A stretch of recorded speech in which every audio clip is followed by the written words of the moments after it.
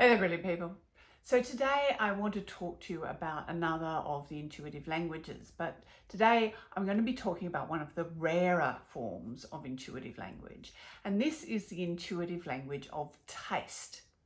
So it might seem a strange idea, but because as the electromagnetic radiation, as the frequencies or the energy, however you like to think about it, comes into our brain, it's actually processed through the middle parts of our brain, the central processing parts.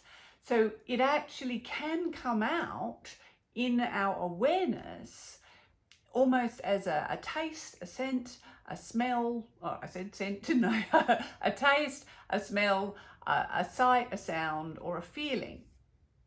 So it can genuinely come, our intuition can come to us as a taste.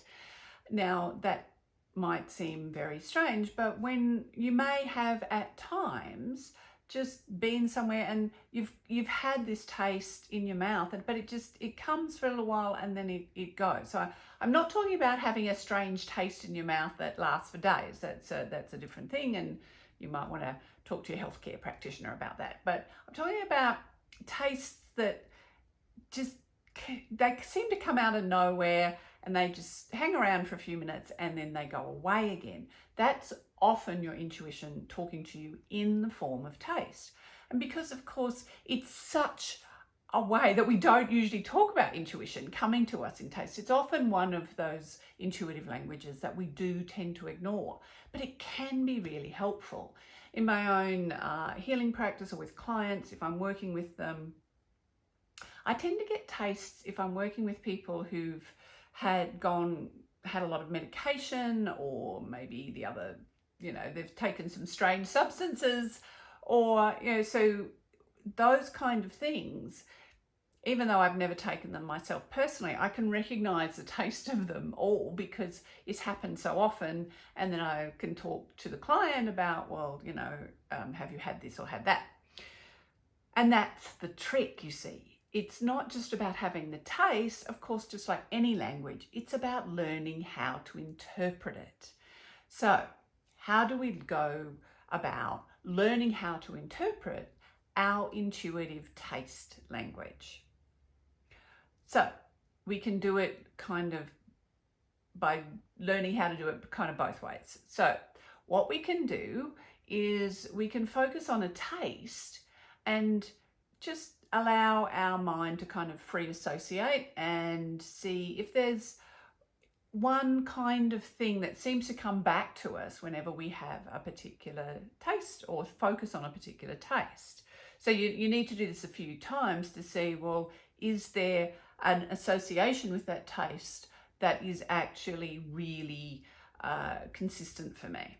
So for me, I guess it actually started one of the times when I was working with a client.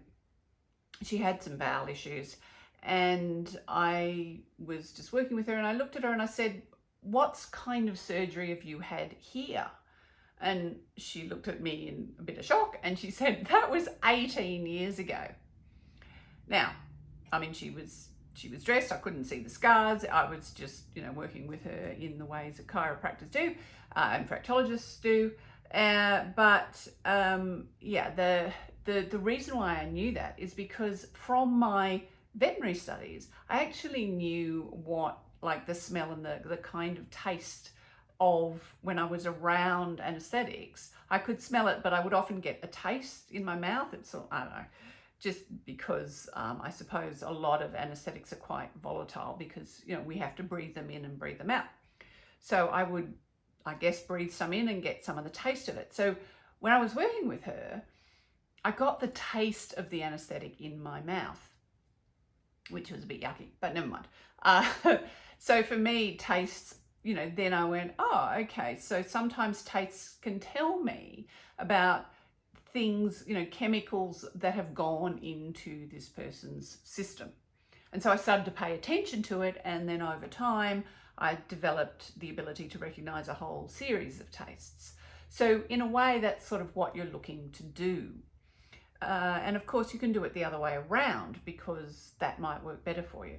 So if you think of something like really strong emotions can sometimes also have a taste. So if you think of like anger, is there a particular taste that you get in your mouth with anger? I mean, a lot of people, of course, associate anger with bitterness. Well, there's a reason for that. What about happiness? A lot of people associate like sweetness with happiness or joy, and again, there's a reason for that. So you, by looking for these consistent associations in your own mind, it gives you a framework for you to start to develop that intuitive language. And that's worthwhile doing because even though it's a very rare intuitive language, and so there's very few people that have it as their primary intuitive language. I mean, maybe if you were a chef or something, I suppose that would make sense. But a lot of us, we kind of develop it as a secondary language. So really my primary intuitive language is visual. But as I said, yeah, I've kind of developed a little bit of all of them because I've been working with it for so long. And so each language can give you a fuller experience of what you're working with and the energy and the perceptions that you're working with. And it can definitely give you more information. So there you are. If you would like to develop one of the rarer forms of intuitive languages, the language of taste, that's one way that you can go about doing it so that you can bring out more of your brilliance. So, of course, until next time, remember that you're brilliant.